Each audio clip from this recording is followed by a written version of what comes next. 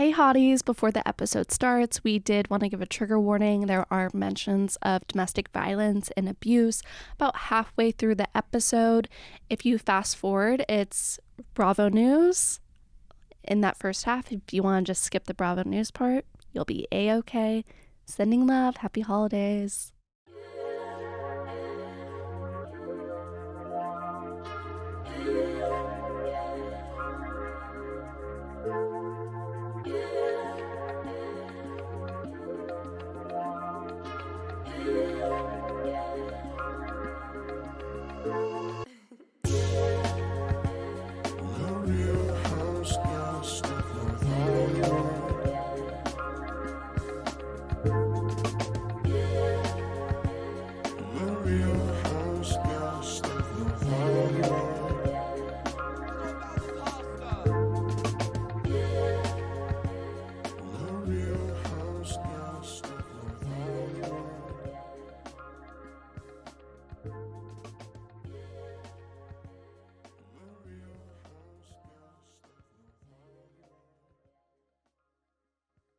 Let's fucking go! Woo, woo, woo, woo.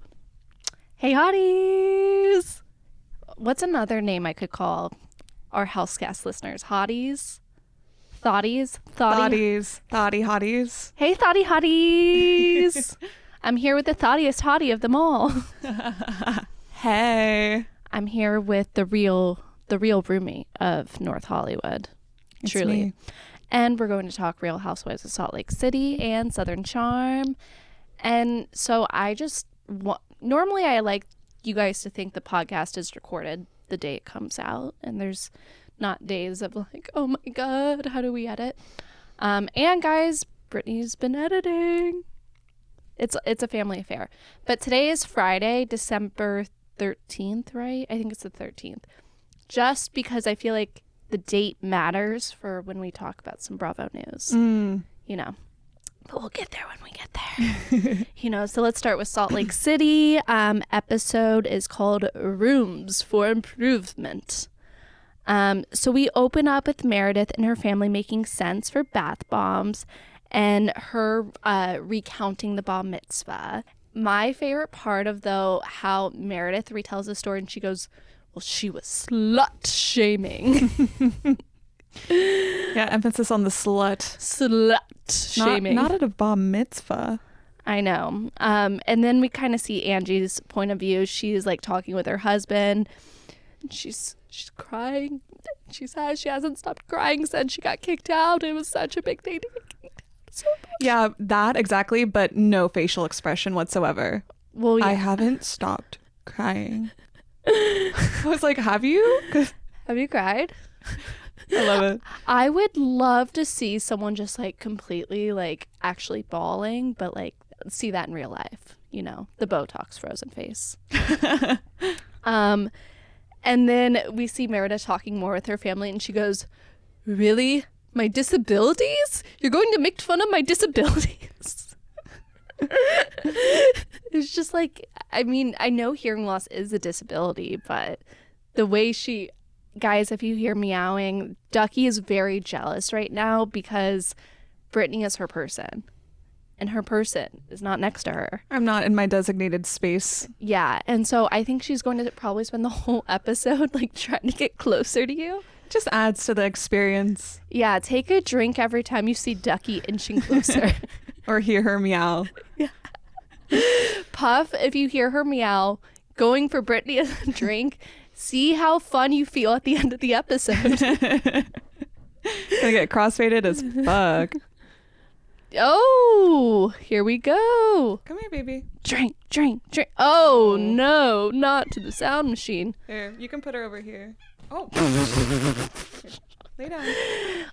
Guys, if you could see the way producer Ezra just kind of launched her. Kind of just threw her like a football. Come here, baby. Oh, there's my Oh, baby. okay, there we go. Chug your drinks, everyone.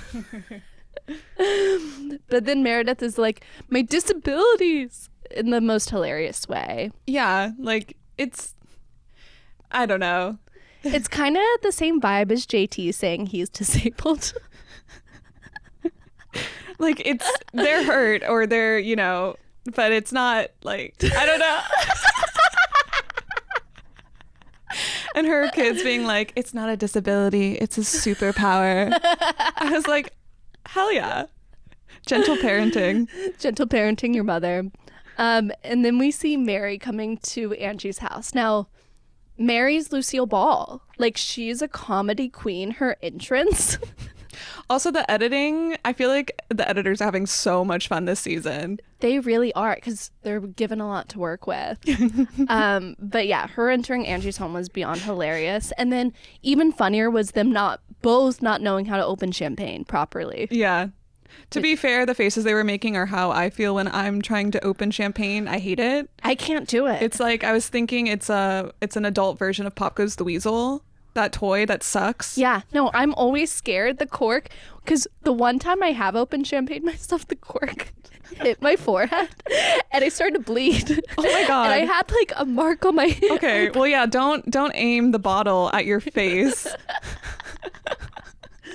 To be fair, I think I was underage. To be fair, Carson's also the clumsiest person I've ever met. But then Mary opened up to Angie about what's really going on with her son. That was such a beautiful, deep moment that I thought it really like brought you in and was so important to watch. And yeah, it was really beautiful because you saw friendship being active, I love the way you said that. Yeah. And then Angie kind of takes it in and is there for her. And then it made me cry when Angie goes, Mary, this could happen to anyone. And then Mary says, but it happened to me. Like, that just really was like, yeah, it did. It's like, I've heard this saying, like, why do addicts die?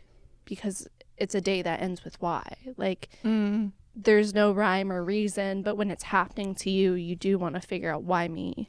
And you want something to blame when there really isn't. And so you blame yourself, you blame, I haven't been in that position, but I've had friends and been in positions where I'm Angie, and I just, I thought she really needed Angie in that moment. She did. And I think, because I've been going back and forth of like, how does Bravo tell this story? Because it's very complicated, because you have someone in active addiction. How much can they like consent and to telling their story? But we can't understand Mary this season without this part, It's such a piece. And I used to feel that like when I had been in positions similar to Mary, like how much of this is mine versus theirs. And I do think it kind of gives other women, because we don't know what it's like to be moms. Yeah. But I feel like this would be my biggest fear, and there would be so much shame. And so when we can kind of own things, like there's less shame. Yeah. And especially going to a friend. The part that really broke my heart was Mary saying, I don't have a mom or a grandma to go to. I don't know. I need someone to help me help my son. And that part broke my heart, because where do we turn when we need advice, even in whatever age you're at? How to help your baby. Yeah. I wouldn't know. It felt like I was seeing her younger self come out a bit, being like, I need help. And I need help. No one's helping me. Yeah. Oh, I'm going to start tearing up again. That part really. Because you see the hurt child and you're like, oh my gosh. Like, and I think Robert Jr. was, Mary kind of taking her life into control. And she was like, I don't need these people. And then now she's like, no, I wish I had someone, Yeah. Then all the women get ready to go to Mexico minus Mary. I understand Mary not going. At the airport, Bronwyn gives passport holders, which I love those passport holders. Yeah. When she saw those, I was like, I want it. I looked them up. They were very expensive. You want everything Bronwyn has. Yeah. Except that husband.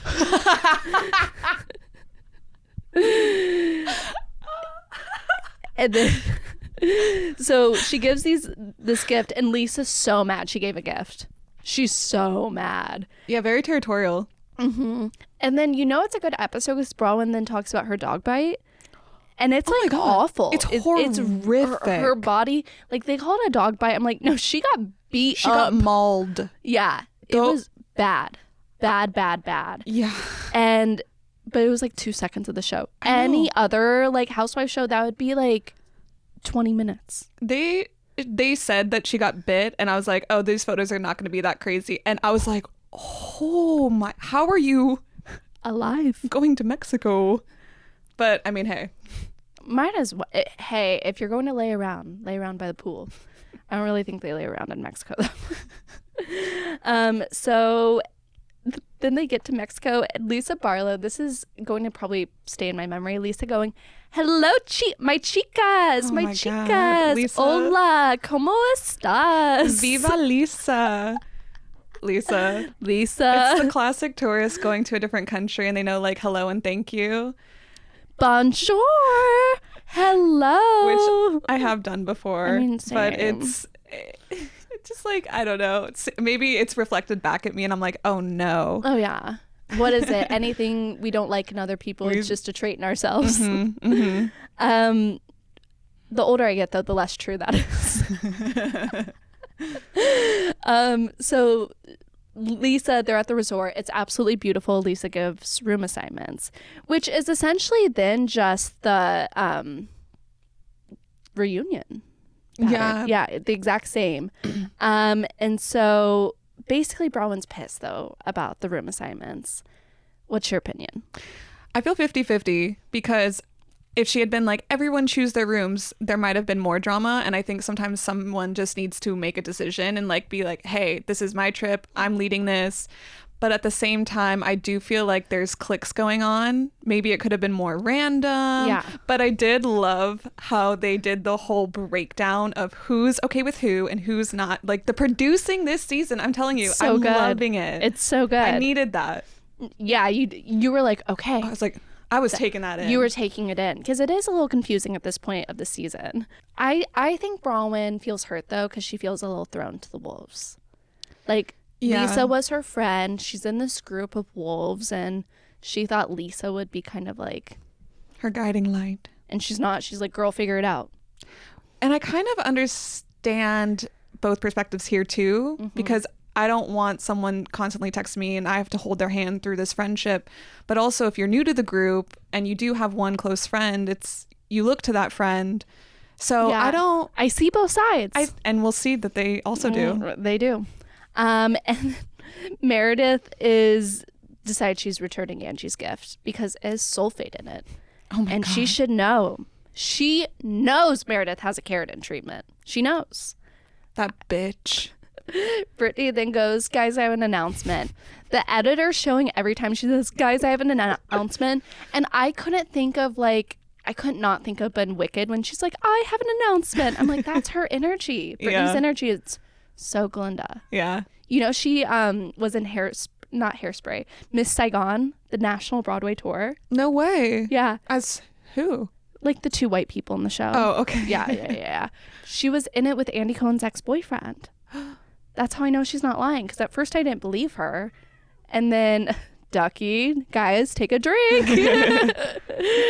But yeah, Broadway girly. And she says essentially that like one of her kids is talking to her again. And from what I know, her kids went no contact because they're from her first marriage. And in her second marriage, she really centered her husband.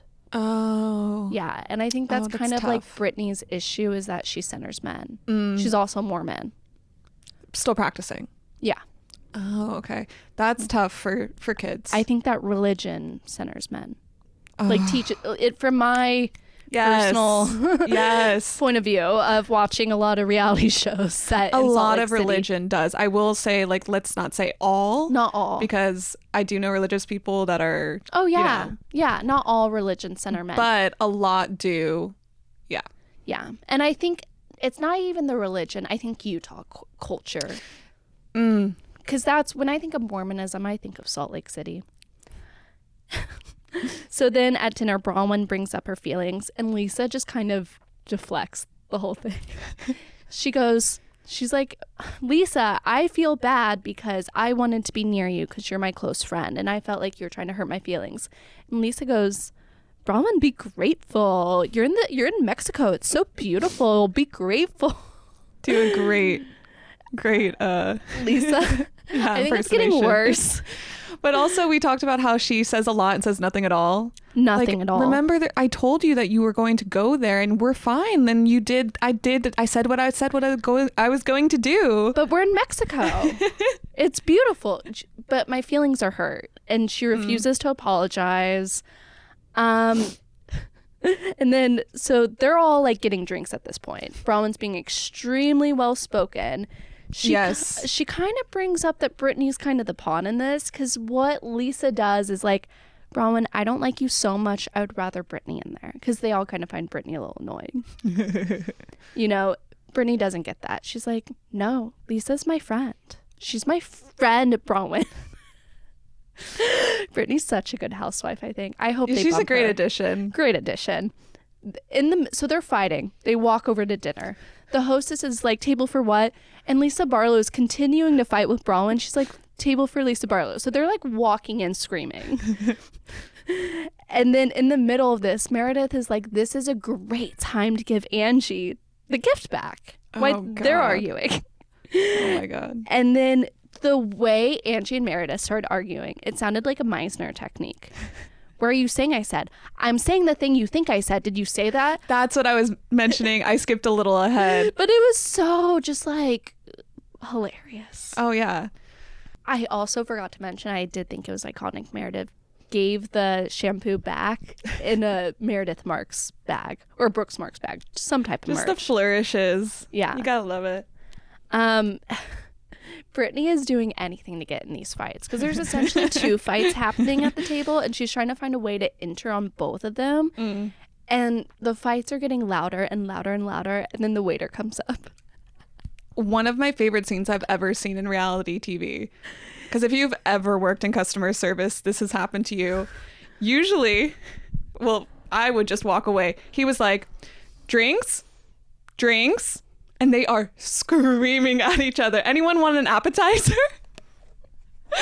I love this man. I love He's him. iconic.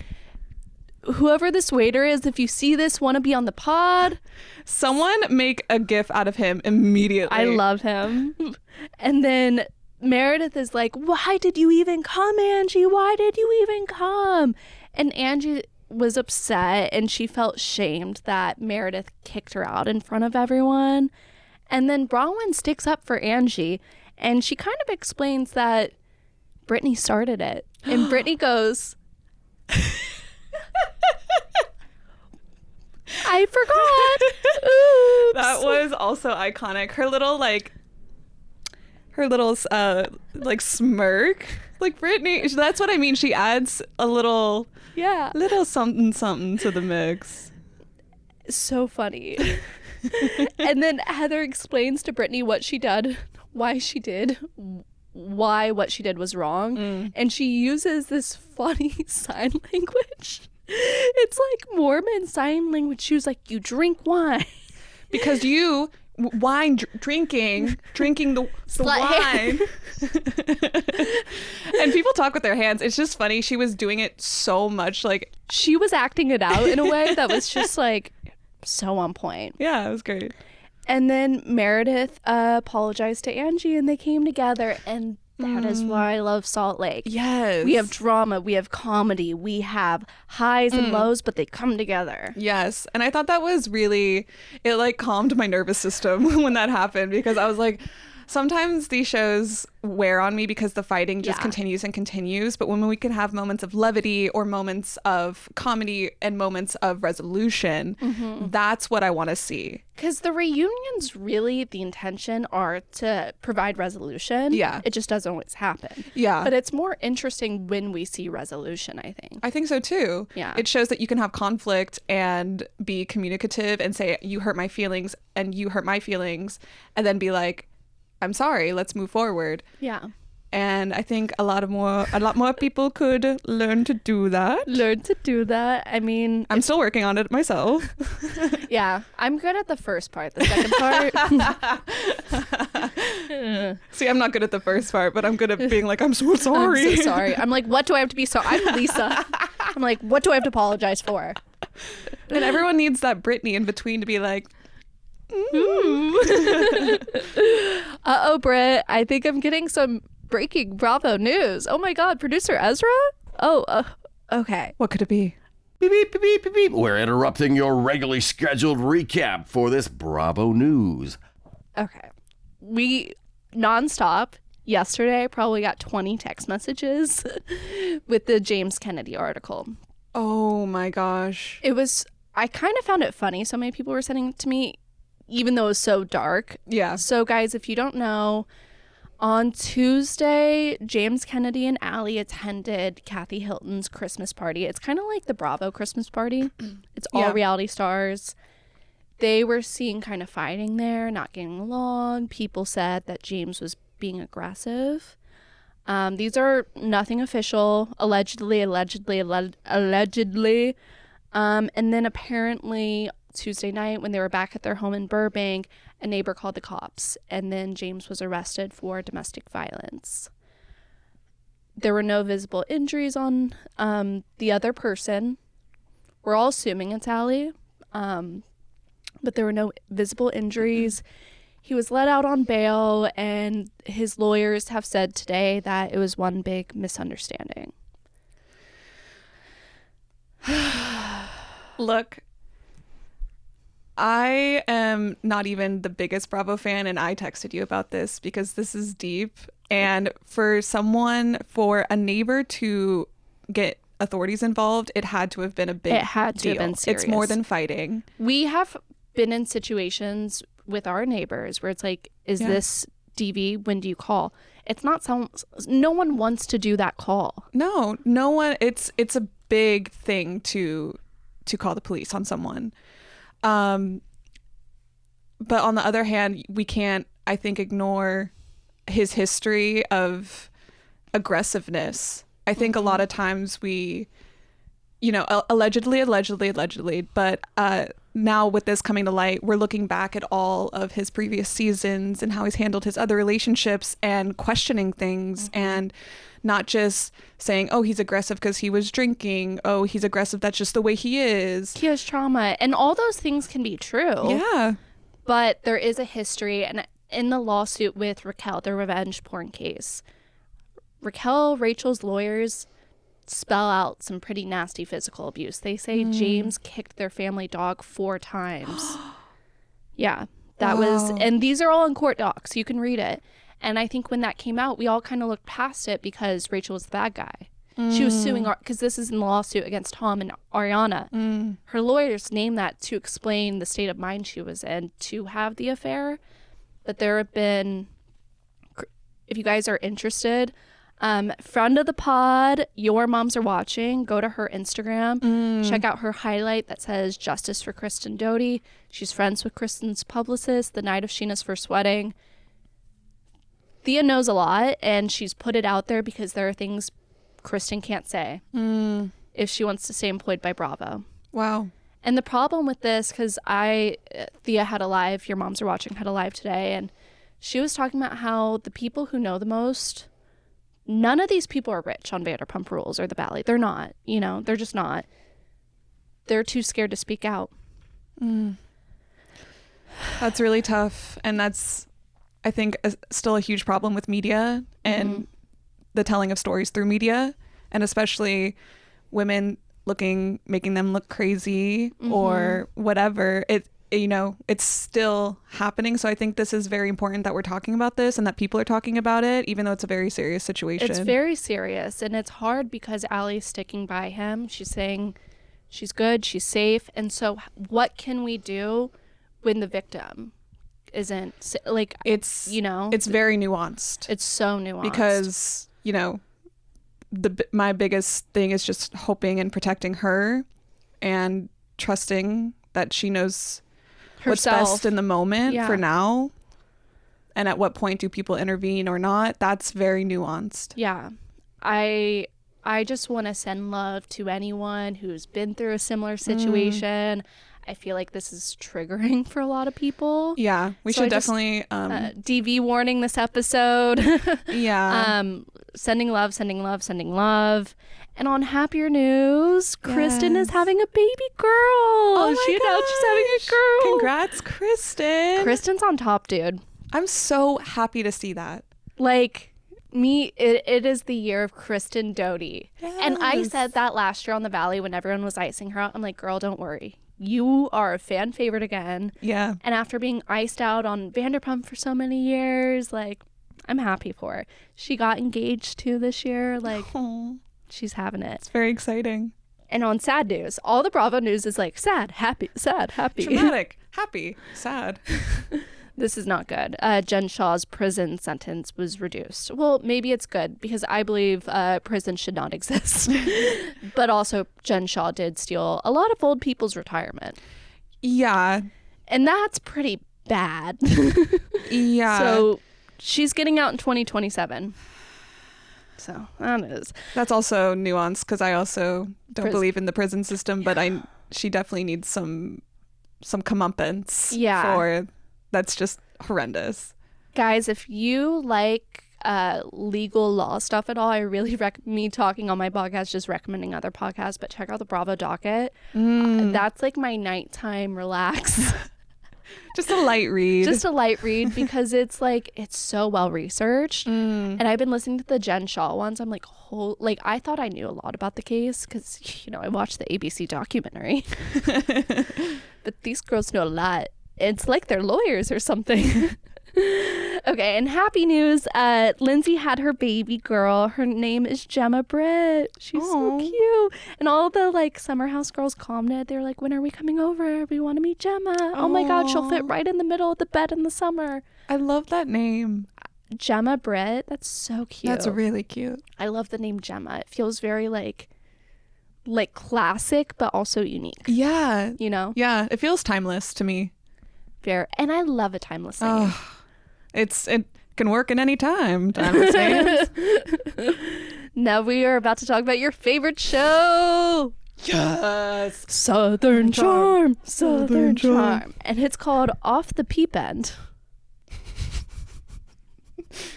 Which I thought that was a typo when I just read it. And then I realized, no, it's Peep End because it's Easter.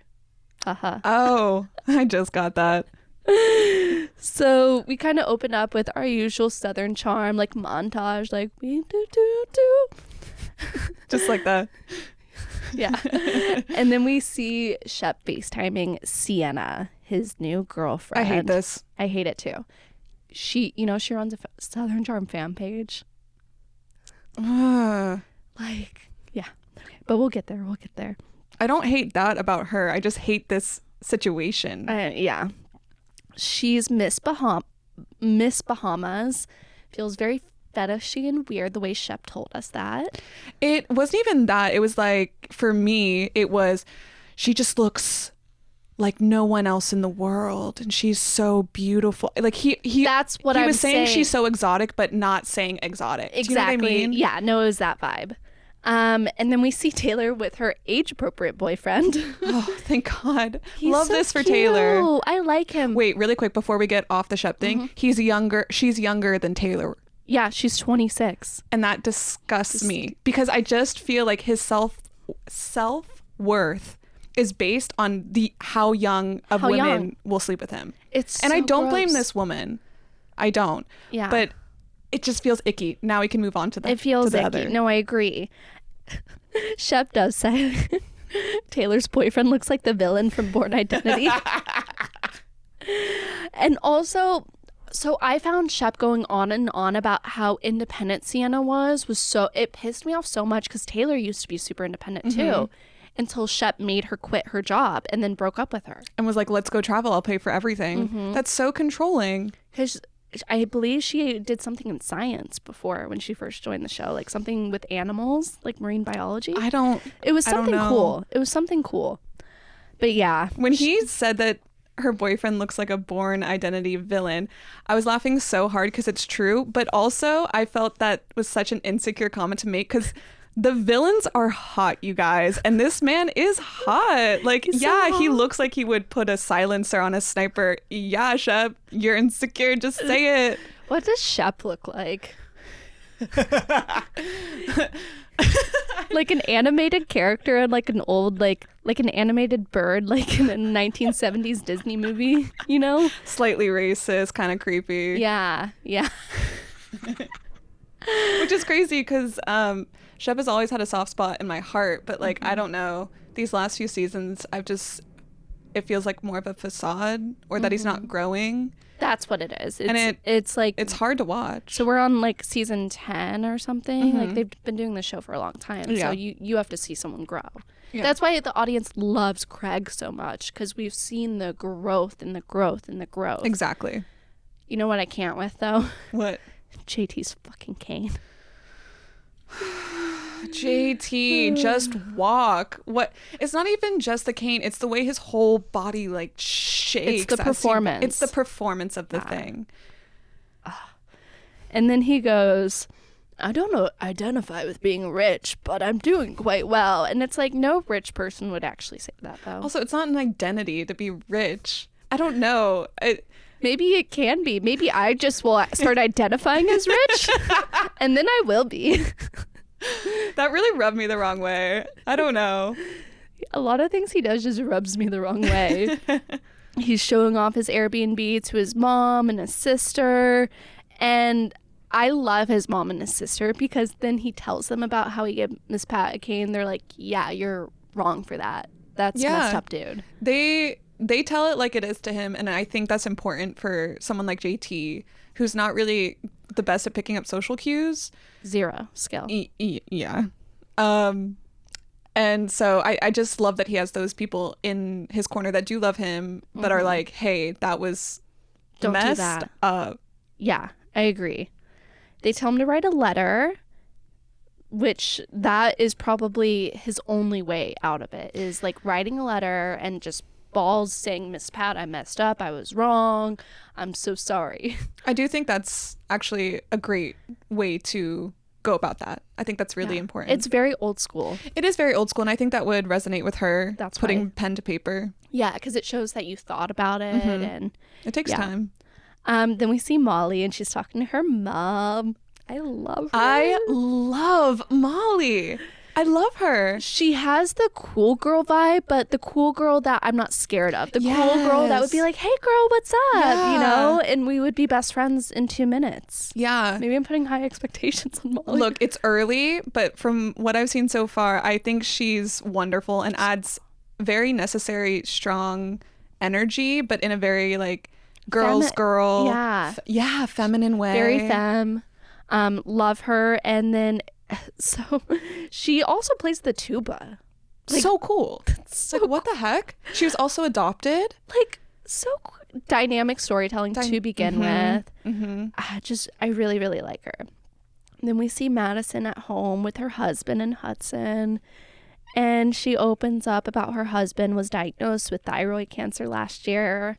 I remember when she said that, we turned to each other with our mouths open. Shocked. No idea. And I think, yeah, because last season ended with like, okay, I went off birth control, so hopefully next time this year I'll be pregnant. It did kind of break my heart when she was like, I'm finally happy. And then that happened. And it sounds like everything is going okay. Yeah. It's still to be determined. And so the cancer's gone. He's having complications after the surgery. But I just really hope the best for them. I hope they get that baby eventually, like once he's healthy. I just love them as a family, like the way he is with her son. The way they were cooking breakfast together, that was such a beautiful scene. Then we see the boys go indoor golfing. I'm like, what are they doing? Apparently indoor golf is such a thing. So JT kind of just talks a lot of shit. A lot of shit. He says Madison FaceTimed him and said Brett accused them of having an affair. Craig's like, you're crazy, dude. And You're that's crazy. Craig saying you're crazy. Yeah, crazy Craig is saying you're crazy. And yeah, Shep is like, that's insane. And then Shep is like, oh, him and Madison and Austin, something's going on with them because they both were matching polka dots. And they cut back to the scene, and apparently polka dots was like on the invitation. Yeah. He's just, I think, trying to cause drama or, you know, gossip and get back into the friend group. He's just going about it completely the wrong way. And Shep and Craig, that entire scene were like, dude, this is not the way to go about this. And he just would not stop. It was so frustrating to watch. I felt like, too, they were like, hey, like, they were trying to guide him as, like, reality star, like, seasoned people, like, no, don't do this, don't do that. And he was just going against them. And it's like, when someone doesn't see how stupid they're being to someone who's been doing this way longer, it's just like...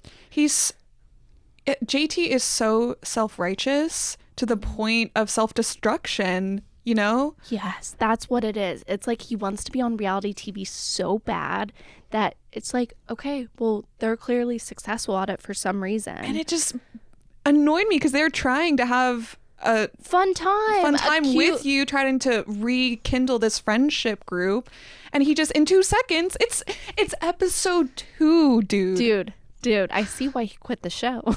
Yeah. And then he kind of says the thing, he repeats what Leva said, that a lot of girls said they were dating Austin, and that's when it's too much for Craig, and he's like, I'm out. Craig, what did he say? This is not good for my mental health. He goes, this is bananas, guys. This is bananas. And then Shep reprimands him. He's left with Shep, and he's like, yeah, man, that was a bad choice. You have Shep reprimanding you? Nope. I don't know, man. And then so Austin goes over to Craig's. On the way there, he like throws shade at Craig though, because he's like, Craig just stays at home all the time. It's like, for 10 years, they were like, Craig, you need to stop going out. You're drinking too much. It's hurting you. And it's been like, what, a year or 2 of Craig being like this? Dude, what do you want from Craig? You're like, you need to calm down. You need to stop. And he does exactly what the whole world is telling him to do. And then they're like, he has his head so far up his own ass, he never comes out. Are you his friend or not? Like, this is crazy. It made me so insecure because I feel like similar to Craig. Like, I used to be a little wild, but now I'm a little stay at home, like in love girl. Dude, and real friends are like, I see that you're in this phase and I love you and support you, not fucking pussy. I know. That's like the vibe they were giving him. You know what it is? Jealousy. Because Craig is the most successful. I'm sorry. We can't buy Trop Hop. Yeah. Like, Craig just can't win no matter what he does, and it's frustrating. He wins the audience, though. And he wins the love of his life. I know. So then Craig immediately tells Austin everything he said. I do love when Craig has gossip, because he's like, he said it's so cute. He's so excited he's to so tell. Baby girl. Yeah. And then during this scene, we see Vida going to JT's new apartment, and he tells her about the whole Brett FaceTime thing. And it's like, Vida, why do you like him? I don't know. So then we see Miss Pat at her Easter dinner. She looks gorgeous in her dress. She is stunning. Did you notice when Madison was like, what do I wear? Should I wear like pink dress? She was like, no. Because she wanted to be the pink star. Mm-hmm.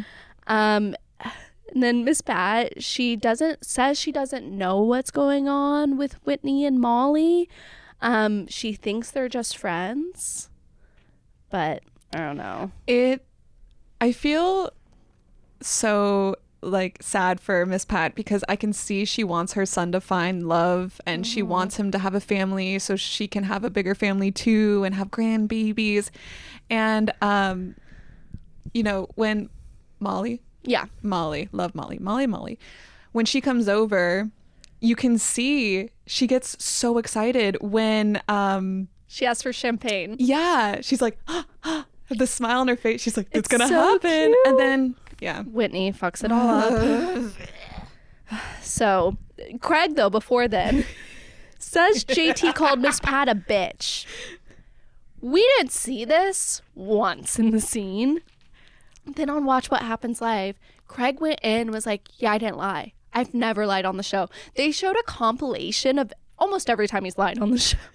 This is where I'm like, okay, Craig, I love you, but now you're taking it a little too far. To say that in front of Miss Pat, in front of everyone, is a big deal. You gotta have proof. Yeah, but I don't know if I'm misremembering, but didn't he say something like, what a bitch at the polo match? Maybe. I think so. I think that's where Craig's I think he's misinterpreting, because I don't think the way he told it, though, is like JT said she's a bitch, not acting like. I think acting like was more the... Still not great. Still not good. Madison is like, let me get this correct. I love Madison. You can see the rage in her eyes, and she's been going through so much at home. She's like, I will shut this shit down. Yeah. And I'm like, yeah, go girl. I also love her and Miss Pat's relationship. Oh, yeah. It's amazing. Then Shep gives the prayer, and it's pretty funny. He's like, Jesus was a guy, and something happened. He was betrayed. He had a lot of betrayers, so we don't betray. He does have a way of lightening moods. Yeah. In group settings, that's really, and he's very intelligent and he's well read and stuff. So doing this, I thought it was going to be something like that, and the way he kind of flip-flopped it at first, I was unsure. But it's very charming. It is. Southern charm. Southern charm. And then Molly, so she goes to she's talking about kind of like her weight gain due to hormonal and she's been talking about this from the jump. Yeah, but she's talking about it at the dinner, and then she has a cupcake, and then Whitney says, Molly, that's the last thing you should have. I want to punch him in the face. I want to... She handled it so beautifully, but that is disgusting to say to anyone, but especially someone who has been struggling with their relationship with food. How fucking dare you? It was, when Thomas Ravenel used to say like mean stuff in the group to like hurt Catherine, it was like that kind of stuff. It's like Whitney wants that power, and he saw like, oh, Molly's getting well in the group, everyone likes her. He wanted to have some type of like, I can tear you down. Yeah. Like, I can make you hurt. And then Miss Pat kind of yells at him. Yeah. And you can see the rage in her eyes. You can see all the hope leave her eyes. And it's so sad.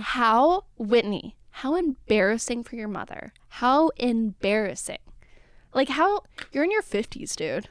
You think and we've all said stupid, mean shit, but to then double down on it, not be like, whoa, that was out of line, I'm so sorry. Yeah. Oh, I've been your friend for like 10 years. I could say that stuff to you. No, you can't. No. You should not say that to anyone. More importantly, your friends.